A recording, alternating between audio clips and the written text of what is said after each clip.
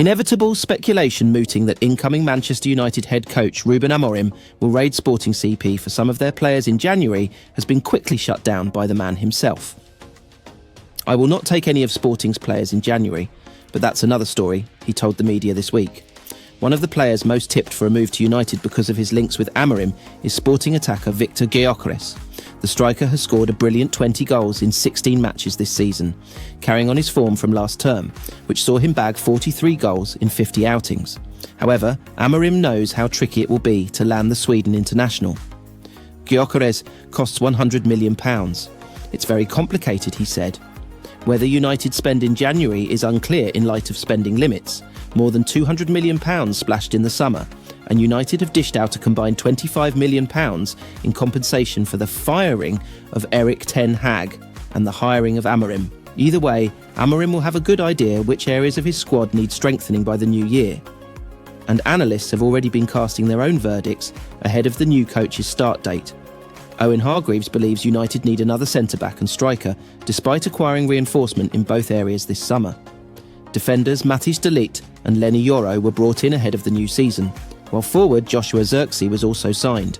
De Ligt has endured a stumbling start, while Yoro has yet to make his competitive debut after fracturing his metatarsal in pre-season. Zirkzee, meanwhile, has not scored in 13 matches, having netted the winner in the opening day one.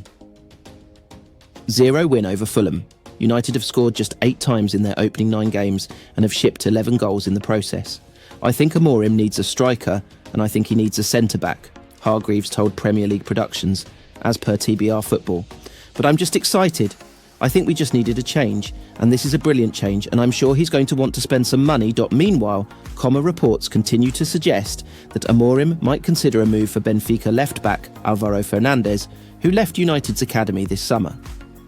United are struggling for numbers in the position, with Diogo Dalot currently deputising there amid a spate of injuries. Luke Shaw has suffered another setback in his recovery, while Tyrell Malacia is being reintroduced slowly, having not played since May 2023 due to hiccups in his rehabilitation from serious knee surgery. United have a buyback clause in Fernandes' Benfica deal and will be known to Amorim due to playing in the same league as Sporting. The 21-year-old, who never made his competitive senior debut for United, despite winning Reserve Player of the Year in 2022, has been tracked by Amorim, as per Give Me Sport. Manchester United midfielder Manuel Ugarte has revealed that his teammates have been left shocked at one aspect of Ruben Amorim's appointment to replace Erik ten Hag at Old Trafford. His current Sporting boss will take the reins at United from November 11th, bedding himself in during the upcoming international break. Having penned a contract until June 2027. That slight delay means Ruud van Nistelrooy will remain in charge of the first team until Amorim arrives, with the 39-year-old's first game set to be against Ipswich at Portman Road on November 24. The Sporting boss has already developed a glowing reputation in management and won 2 league titles with the Portuguese side, and now Ugarte, who played under Amorim at Sporting from 2021 to 23 before moving on to PSG, has revealed how United's players have approached him with questions about their incoming boss, and that his age has certainly raised a few eyebrows. "My teammates have asked a lot about him. What surprised them was his age," Ugarte told DAZN. "He's also very hungry to win, and that's very important. I can tell he'll enjoy it. He added on his teammates' reaction to the appointment. "It's positive, mainly because the club needs to start building a path, which is important, and the coach will be key to that." While midfielder Ugarte expects Amorim to do well in his new role, he has warned Old Trafford fans to keep their expectations in check at first, as there will certainly be a bedding-in period. "I saw that Sporting fans were upset, and that's understandable because the coach is a great coach," he said. "It's good for United. We have to take advantage of it and get him to convey his ideas as quickly as possible. I think it's going to be a different dynamic, and the day-to-day will be similar to Sporting's, the league, the country, the football. It's a big challenge for him, but we all know he has the ability. Amorim has 2 more games as Sporting boss before he takes over his new role, with the small matter of a Champions League clash against Manchester City in Lisbon on Tuesday night, followed by a trip to Braga on Sunday. It will then be almost 2 weeks until his first United contest at Portman Road, with games against Bodo Glimt, Everton and Arsenal to follow. Manchester United interim manager Ruud van Nistelrooy has made clear his desire to stay at the club, with his focus solely there despite the fact he was looking to manage before returning and has got that wish. Van Nistelrooy has overseen 2 United games. In the wake of Erik Ten Hag's sacking, and while he was in management prior to joining as an assistant and revealed his desire was to continue on that path, the Dutchman now feels staying put at Old Trafford is where he is best served. Meanwhile, United have been given a significant double boost amid links to Victor Gyökeres with Florian Plettenberg, stating why he believes Ruben Amorim has already decided to make the Swede a top target, and with another report also detailing why it is certain he will leave. The chill of a November night settled over Stamford Bridge, sharp as steel under the stadium lights. Every face, every eye in the arena was riveted on the pitch, where the final seconds of the match ticked away. The roar of the fans was an ocean of sound, swelling and crashing in waves, but for a moment, silence fell a collective gasp as Bruno Fernandes drew back his leg, aiming for glory. Bruno's eyes were locked on the goal.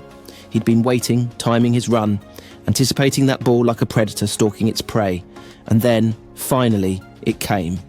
A perfect cross, sailing through the air, spinning with the weight of hope, expectation, and thousands of prayers. Ruud van Nistelrooy watched from the sidelines, arms folded, every muscle in his body tense. There was a flicker of recognition in his gaze. He'd been in this exact spot so many times before, his career carved from moments just like this one.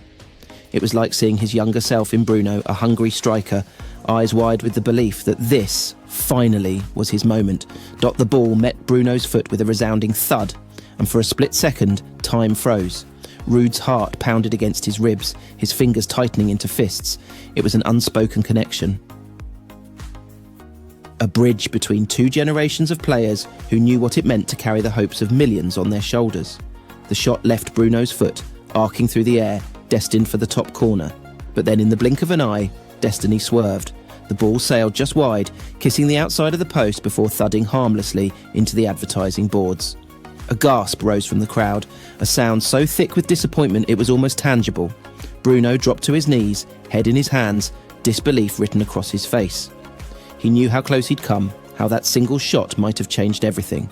His teammates, arms lifted in expectation, lowered them slowly, a collective sigh deflating the entire squad.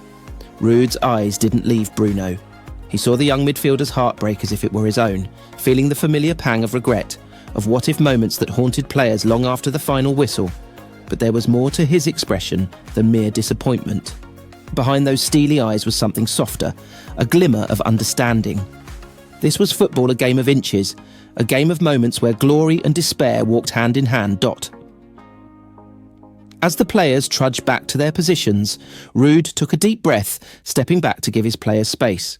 He knew that this was Bruno's burden to bear, a weight that would sit heavy on his shoulders, and yet he couldn't let him bear it alone. Not tonight. The whistle blew, ending the match, sealing the night's heartbreak in finality. Players from both sides shook hands, some exchanging quiet words, others heading straight down the tunnel.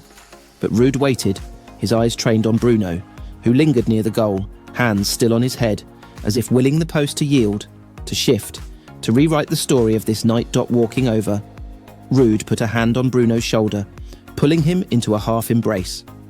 The words he spoke were quiet, just between them, but the meaning was clear. There was a promise in Ruud's eyes, a reminder of what it meant to wear this badge, to carry the weight of missed chances, but also to rise from them. They walked back to the tunnel side by side, a mentor and his player, bound by the relentless drive to fight, to come back, and to keep believing. For Ruud, tonight's miss was just a chapter, a single page, in a book that was far from finished.